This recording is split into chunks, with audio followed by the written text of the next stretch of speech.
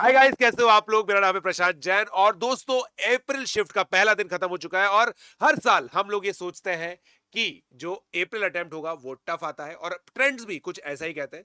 But NTA being NTA, non trustable agency, एक और बार unpredictable चीजें निकली और पेपर कुछ ऐसा आ गया जो बहुत ही सरल था। इस सेशन में, इस वीडियो में हम आप लोगों को एनालिसिस बताएंगे पूरा का पूरा दिन कैसा रहा, ताकि आप लोग एक इन्फॉर्म डिसीजन ले सकें कल के लिए। मेरे साथ है एसपीएस सर और HM sir, mentor of all India rank 5 Mayank Motwani.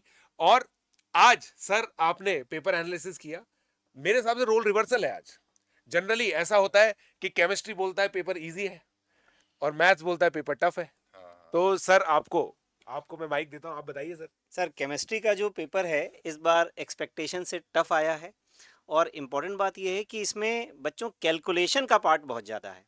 Physical chemistry पर जो क्वेश्चंस हैं वो लेंदी हैं, कैलकुलेटिव हैं। इनऑर्गेनिक के क्वेश्चन भी जो आए हैं 12th क्लास के खास तौर से, उसमें 2-3 चैप्टर कंबाइंड होके आए हैं। जैसे क्वेश्चन डी ब्लॉक, कोऑर्डिनेशन, इन दोनों का कंबाइंड क्वेश्चन आया है जो कि बच्चों को काफ़ी टफ लगा। बिल्कुल। तो सर आप बताइए, ये एक जी देखिए, टॉपिक बाय टॉपिक बता दीजिए। जैसे आपने ये देखा। आपने भी हाँ, मैथमेटिक्स में देखिए क्लास 11th के चैप्टर से 10 करीब क्वेश्चन आए। जितने अपने पास 22 क्वेश्चन आ पाए फर्स्ट शिफ्ट में मैथ्स के, तो 10 11th के 12th के होपफुली इक्वी डिस्ट्रीब्यूटेड होगा। तो और उसके बाद देखिए फिजिक्स में भी, जिसमें भी जो ज़्यादा क्वेश्चंस आए हैं, ऑलमोस्ट इक्वल डिस्ट्रीब्यूशन है। केमिस्ट्री में जैसा कि सर ने बताया कि थोड़ा डिमांडिंग क्वेश्चंस आए थे, तो अपने को 18 क्वेश्चन मॉर्निंग में कलेक्ट हुए थे। तो 11 अपने 11th क्लास के थे, 7 12th क्लास के थे। पर मेरे ख्याल से जब 25 तक अगर जब पहुंचेंगे अपन, तो थोड़ा मोर और लेस इक्वल डिस्ट्रीब्यूशन रहेगा सर, है ना।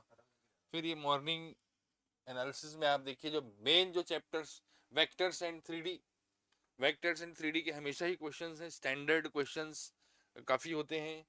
मैट्रिसेस के 2-3 क्वेश्चन आए, कोनिक के क्वेश्चन ज़्यादा आ रहे हैं। पैराबोला, इलिप्स, हाइपरबोला, तीनों का क्वेश्चन आया था, एक पैराबोला का, एक इलिप्स का और एक हाइपरबोला का। जनरली ऐसा अभी तक मैंने शायद ही one of the rare one was one of the rare papers where this happened.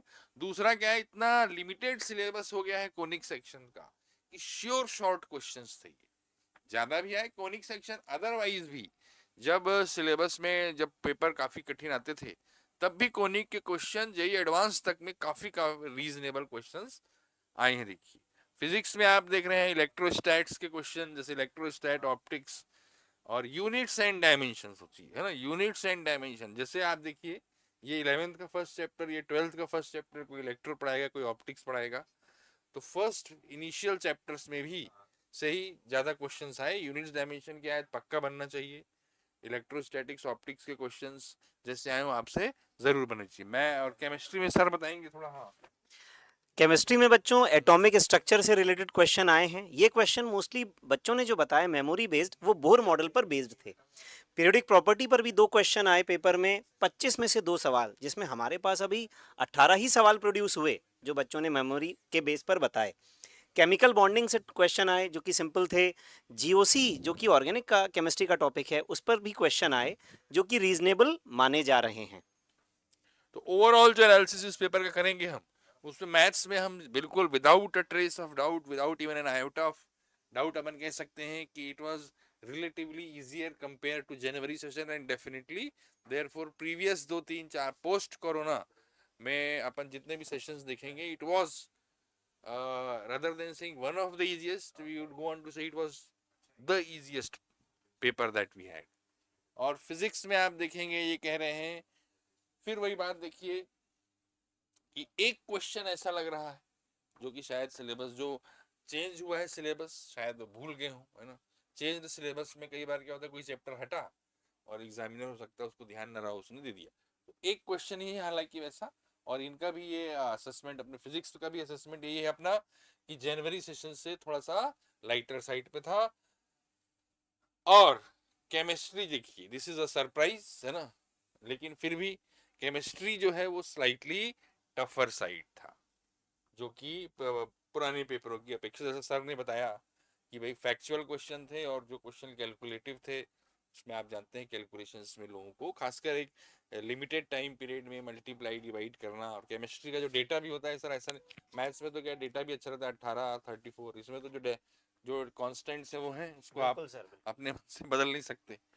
तो ये ओवरऑल अपन ये कहेंगे, देखिए केमिस्ट्री का थोड़ा डिमांडिंग था, मैथ्स का सब्सटेंशियली इजी था, और फर्स्ट पेपर में, और फिजिक्स जो है वो भी जनवरी से, तो अपन ये कहेंगे कि जनवरी सेशन से जैसा एक्सपेक्टेड रहता है कि अप्रैल में थोड़ा सा डिमांडिंग पेपर आता है, उसकी अपेक्षा जो है वो सरल रहा। जैसा कि प्रशांत सर ने शुरू में कहा कि अपन हमेशा एक्सपेक्ट करते हैं कि अप्रैल सेशन थोड़ा सा ज्यादा कठिन होगा, परंतु इस बार अप्रैल सेशन जो है वो खैर अभी एक ही दिन हुआ है, तो अब आगे का तो क्या कहें, first day of April session, या हो सकता है कि कल 1 अप्रैल था तो अप्रैल फुल बनाया जा रहा हो अपने को, है ना। ठीक है, कल जो है ना, पर generally the trend has been that it has always been along first day more और लेस डिसाइड्स द ट्रेंड। खासकर 2 पेपर देख लिए अपन ने, पर इसी में ये छोड़ सकते है ना, मैंने बता दिया था। ठीक। पेपर 2 अब पेपर 2 का बताते हैं आपको। देखिए पेपर 2 में भी देखिए मैथ्स और फिजिक्स में अपने को देखिए यही 10 12 रहा। देखिए 22 क्वेश्चंस अपने को मिले अभी तक, 10 11th के, 12 12th के। फिजिक्स में भी 22 क्वेश्चन मिले, जस्ट अदर वे राउंड है। 11th में 10 मिल गए। अच्छा देखिए, तो ये अब 18 क्वेश्चंस मिल गए हैं अपने, अपडेट कर देंगे 10 और 8। तो केमिस्ट्री में मॉर्निंग में भी इवनिंग में भी जो अवेलेबल क्वेश्चंस हैं उसमें आप देख रहे हैं 11th पर काफी अच्छा फोकस किया गया है। अब जो आगे की चैप्टर्स देखिए, हमेशा की तरह देखिए कोनिक सेक्शन, जैसे इसमें फिर 2 क्वेश्चन आए, इसमें तो मॉर्निंग में 3 आए थे। सीक्वेंस सीरीज पे देखिए एक क्वेश्चन, दोनों क्वेश्चन काफी स्टैंडर्ड थे। इंटीग्रल कैलकुलस के क्वेश्चन आए, रिलेशन एंड फंक्शन, ये तो जिन से 2 क्वेश्चन आए, किसी से 3 नहीं आए इसका मतलब। और फिर देखिए फिजिक्स में फिर देखिए यूनिट्स एंड डायमेंशन, सुबह भी शाम को भी। ऑप्टिक्स, रोटेशन, ग्रेविटेशन, तो एक तरीके से मैकेनिक्स को अपन ने जो है काफी वेटेज दिया गया। और केमिस्ट्री में सर बताएंगे, मेरे ख्याल से कोऑर्डिनेशन कंपाउंड के बच्चों 3 क्वेश्चन आए हैं, थर्मोडाइंस के भी 2 क्वेश्चन आए, केमिकल बॉन्डिंग के भी क्वेश्चन आए, और आपको पता भी है पी ब्लॉक के सवालों में केमिकल बॉन्डिंग साथ में आ जाता है, तो डिस्टिंक्शन करना मुश्किल हो जाता है। रिएक्शन मैकेनिज्म जो कि ऑर्गेनिक का पार्ट है उस पर भी क्वेश्चन आए हैं। तो इस तरह से जो केमिस्ट्री का पार्ट है वैसे ठीक है, अनयूजुअली वो जो पुराने साल हैं या जनवरी अटेम्प्ट है उससे तो टफ रहा है। बाकी ये तो आप जानते हो बेटा, केमिस्ट्री का पेपर करना सबसे आसान होता है और सबसे जल्दी कम समय में आपसे पूरा हो जाता है। बताइए एसपीएस सर। देखिए मैथमेटिक्स के सेशन का एनालिसिस करेंगे, the evening paper was easier than morning paper. Okay, अगर अपन जैसे प्रीवियस कंपैरिजंस ना करें तो इवनिंग वाज इजियर। और जनवरी सेशन से फिर फिजिक्स में ये कहा जा रहा है कि जनवरी सेशन में देखिए कि इजियर था, लेकिन जो अपना शाम का सेशन था वो शायद वो बेटर था अपने मॉर्निंग के सेशन से।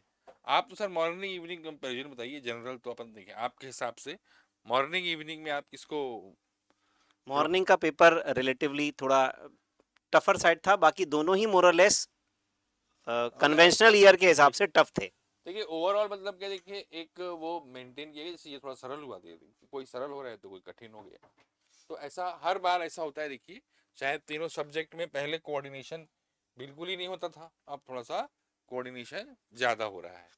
ये डेटा आपको प्रशांत सर ने बता ही दिया है ना। तो ये दोनों पेपर का एनालिसिस हुआ, मतलब जो मेमोरी बेस्ड क्वेश्चन से जितने हमारे पास क्वेश्चन है उसके बेसिस पे हम उसको एक्सट्रापोलेट कर रहे हैं। बिल्कुल। तो सर मैंने बच्चों को बेसिकली ये बताया कि इस बार एक्चुअली 9 शिफ्ट हो रही है। तो हाँ, इस बार क्या है ना, जो नंबर ऑफ रजिस्ट्रेशंस है वो मतलब शिफ्ट बढ़ गए होंगे। हाँ नहीं, एक ये है कि जो न्यूज आई है वो ये है कि कम बच्चों ने रजिस्टर किया है, क्योंकि जेई मेन 1 में ही बहुत सारे बच्चे ऐसे हैं। अच्छा, एक इस बार क्योंकि पहली बार हुआ है कि JEE Main JEE Advance prepone हो गया। वैसे तो पहले तो ऐसे ही होता था, है ना, पहले तो यही था कि थर्ड संडे ऑफ को ही होता था। और अब क्या है कि जेई मेन 2 और एडवांस के बीच में गैप क्योंकि काफी कम है, तो काफी बच्चों ने जेई मेन 2 दिया ही नहीं है। अच्छा, खासकर उनके जिन्होंने 99.9 प्लस जो लेकर के आए, अच्छा, उन्होंने अच्छा। जेई मेन 2 दिया ही नहीं है। तो इस वजह से एक शिफ्ट पूरी कम है। तो यहाँ पर सर एक चीज निकल के आती है कि भाई पेपर तो सरल है, बच्चों की प्रिपरेशन भी ज्यादा है, तो ये जो कट ऑफ है ना ये ड्रास्टिकली इंक्रीज होने की उम्मीद है। तो सर जैसे 24 तारीख शिफ्ट 1 को 224 नंबर 99.9 की परसेंटाइल थी, 99.9 आ गई थी 224 22 के शिफ्ट 1 में, 22 जनवरी शिफ्ट 1। तो आज सर हम लोगों ने ये बताइए कि ये नंबर जो है वो 236 240 तक भी जा सकता है। ठीक है, तो दोस्तों यही एनालिसिस था। कल आप लोगों से फिर हम लोग बातचीत करेंगे किस तरह का पेपर आया। ये जो एनालिसिस है ये आप लोगों को आगे के लिए भी हेल्प करता है कि जो एक ट्रेंड होता है, जैसा सर ने बताया कि फर्स्ट डे सेट्स दी टोन कि इस बार किस तरह का पेपर रहने वाला है। तो आप लोग इसी तरह से हमारे साथ जुड़े रहिए। Let's crack it.